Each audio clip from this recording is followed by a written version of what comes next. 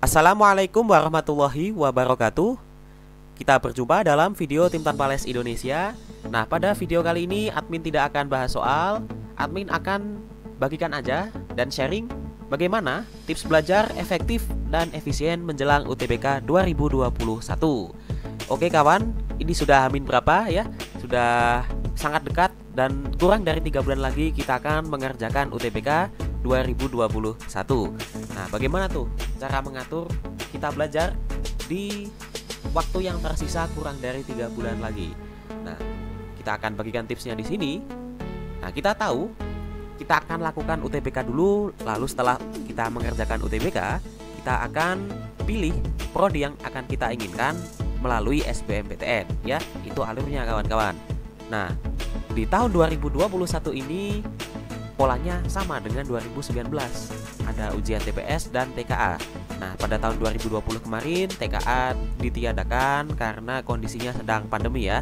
Nah, untuk tahun 2021 ini TKA diadakan lagi dan kemungkinan besar tidak akan jadi TPS lagi ya, karena kata LTMPT protokol kesehatan sudah sangat siap untuk melaksanakan ujian TPS sekaligus TKA ya. Jadi tidak usah berharap lagi TKA dihapus ya kawan. Nah, tapi ada beberapa pertanyaan yang sering ditanyakan yang berkaitan dengan cara belajar nih, yang kurang lebih 3 bulan ke belakang bahkan kurang. Bagaimana caranya kita memadatkan waktu ya untuk belajar dengan baik? Nah, belajar semua materi atau hanya materi yang sering keluar, kemudian langsung latihan soal, atau belajar materi dulu kemudian belajar TPS atau TKA dulu, kemudian belajar sesuai mood atau terjadwal, dan sudah lama belajar kenapa sih nggak masuk-masuk ilmunya? Nah, banyak yang bertanya seperti ini dan akan kita jawab dari video ini. Jadi jangan lupa tonton videonya sampai selesai. Langsung saja untuk yang pertama, belajar semua materi atau hanya materi yang sering keluar? Ini pertanyaan favorit yang pertama. Nah, menurut berbagai sumber ya yang bisa berbeda, ini adalah persebaran-persebaran bab yang sering keluar pada SBMPTN atau UTBK selama beberapa tahun terakhir ya. Sumbernya ada banyak, dari Zenius, Eduka maupun Ruang Guru ataupun sumber-sumber yang lain. Nah, admin di sini dapatkan melalui Twitter ya. Jadi Twitter itu sebuah fasilitas belajar yang sangat lengkap ya fiturnya ya. Teman-teman tinggal cari di search persebaran materi UTBK atau SBMPTN, teman-teman akan langsung ketemu. Nah, ini hasilnya dan masih banyak yang lain sebenarnya. Keuntungannya apa? Kalau teman-teman ikuti materi yang sering keluar, ya teman-teman belajarnya akan lebih efektif dan menghindari materi yang jarang keluar. Tapi, ya ada tapinya. Referensi materi yang sering keluar ini tidak bisa dia jadikan acuan untuk menentukan apakah pada tahun 2021 nanti UTBK-nya materinya juga akan seperti itu. Kan bisa aja yang keluar ternyata yang jarang keluar tuh. Nah, ini kejadian waktu 2020 kemarin, ada sebuah materi di kuantitatif yang menurut tahun-tahun sebelumnya ini tidak pernah keluar bahkan ya, misalkan grafik eksponen seperti itu, tapi ternyata dikeluarkan. Wah, ini teman-teman harus hati-hati karena LTMPT itu cukup cerdik ternyata ya, sehingga bisa aja yang jarang keluar atau bahkan yang belum pernah keluar akan keluar. Nah, lalu sebaiknya kita gimana? Nah, ini ada dua tipe ya. Yang pertama, kalau teman-teman memang punya banyak waktu untuk belajar, misalnya gap year atau sebagainya, teman-teman bisa tuh pelajari semuanya ya. Karena saat ujian mandiri ya, beberapa ujian mandiri itu beberapa mengerjakan soal dan itu materinya juga sangat luas, jadi akan sangat bermanfaat. Tapi ada tapinya juga untuk teman-teman yang memang benar-benar disita waktunya oleh kesibukan, misalkan tugas-tugas ataupun bimbel dan sebagainya.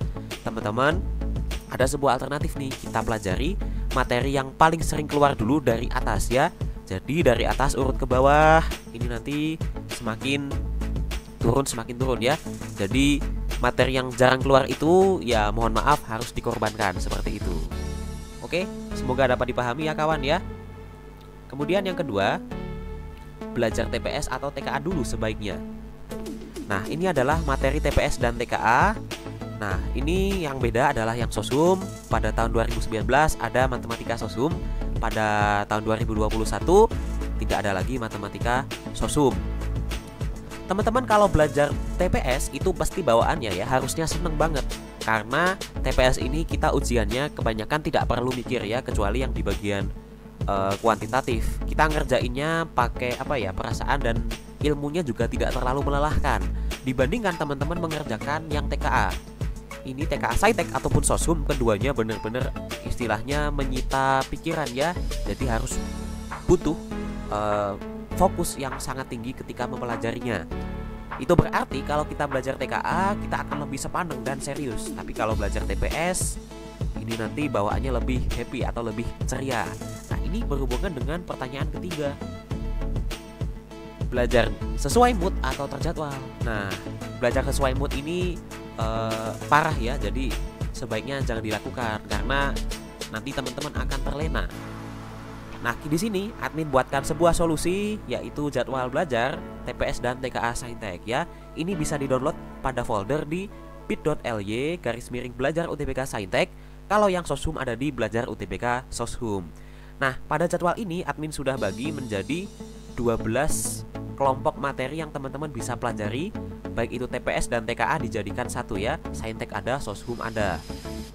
Nah, di jadwal ini teman-teman bisa tahu urutan belajar yang bagaimana sih, yang sistematis dan bertahap seperti itu ya. Nah, pada jadwal belajar yang dimiliki oleh Tim Tanpa Les Indonesia ini kita bagi menjadi 12 pekan atau 12 periode. Nah, dalam satu periode ini dibagi nih materi TPS-nya apa aja, materi TKA-nya apa aja. Jadi kita belajar TPS dan TKA saling beriringan. Tidak ini misalnya di bulan ini kita full TKA atau full TPS, enggak gitu. Karena yang admin udah kasih tahu di pertanyaan sebelumnya, kalau kita belajar TPS itu pasti bawaannya seneng-seneng. Nah, tapi kalau belajar TKA kita misalkan materinya susah banget, tiba-tiba kita dongkol atau tiba-tiba kita sambat gitu ya, wah susah banget nih. Nah, saat kita bete nih belajar TKA nggak ngerti-ngerti, solusinya kita harus belajar TPS untuk menghibur ya. Jadi konsep belajarnya seperti itu. Oke kawan, yang keempat, langsung latihan soal atau mending belajar aja dulu. Nah, ini ada sebuah bagan yang menurut admin sangat tepat untuk menggambarkan bagaimana seseorang itu harus belajar ya. Jadi ini bisa dimulai dari mana dulu? Mau mulai belajar dulu oke, mau latihan soal dulu oke. Kalau kita mulai belajar dulu ya, kalau kita ingin tahu bagaimana cara mengerjakan soal, kita pasti harus belajar dulu. Nah, setelah kita mengerjakan soal, kita analisis nih, apakah jawaban kita salah atau benar. Nah, kalau jawaban kita salah, kita akan ulangi belajarnya. Bukan diulangi, tapi diperbaiki pada konsep yang masih salah. Nah, kalau jawabannya benar, kita akan latihan soal lagi ya. Jadi begitu terus. Kalau benar, kita terus latihan soal. Kalau salah, kita akan terus belajar. Nah, belajar yang pertama ini tergantung kawan-kawan. Nah, bagaimana sih supaya belajar ini istilahnya tidak memakan waktu banyak nih ya, kan kurang dari 3 bulan lagi. Nah, tipsnya teman-teman harus tahu mana materi yang teman-teman udah agak paham atau sedikit paham, dan mana yang teman-teman benar-benar blank atau belum paham dari nol.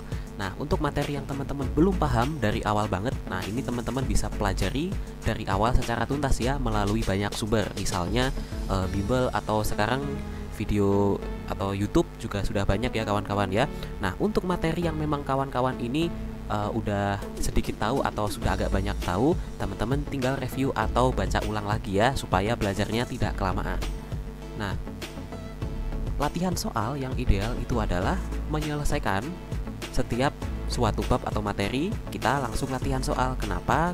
Soalnya kalau nanti kita selesaikan dulu satu mapel semuanya baru latihan soal, nah bisa jadi teman-teman nanti akan lupa konsep yang ada di bab ini, bab itu. Nah, nanti teman-teman repot lagi kalau harus cari tahu atau agak lupa.